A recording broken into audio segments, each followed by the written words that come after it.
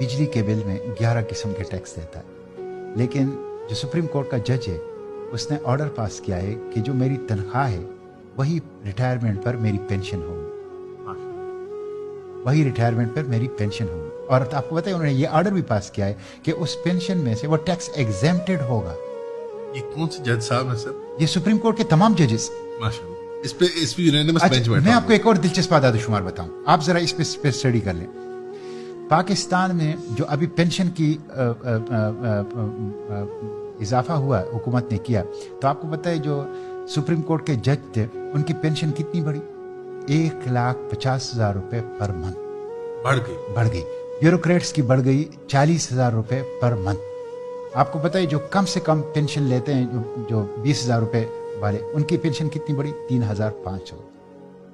आपको पता है पाकिस्तान में जो कम से कम तनख्वाह है और ज्यादा से ज्यादा जो कम से कम पेंशन है और ज्यादा से ज्यादा पेंशन है, उसमें रेशो क्या है? 1:92। 1:92 यानी जो कम से कम पेंशन ले रहा है और जो ज्यादा से ज्यादा पेंशन ले रहा है वो 1:92। और आपको पता है बरतानिया में ये रेशो कितना है? 1:11। ये जुल्म का निजाम है, ये जुल्म का निजाम है यहाँ पे। यानी शाह से आगे शाह के बंदे वाली बात है। नहीं जी, यहाँ पे ब्रिटिश का निजाम हमने इतना आगे खींच दिया। यहाँ पे इतना मतलब ये है सिविल ब्यूरोक्रेसी, मिलिट्री ब्यूरोक्रेसी, जजेस, हुक्मरान, सियासतदान ये खा रहे हैं इस मुल्क को। आप अंदाजा नहीं कर सकते कि इस वक्त ये एक तो करप्शन है ना, वो तो मैं आता हूं, वो तो दूसरी बात है, वो तो इसके अलावा है। ये वो हैं जो इन्होंने जायज अपने लिए रखे हुए हैं, जो जायज मरात रखे हुए हैं।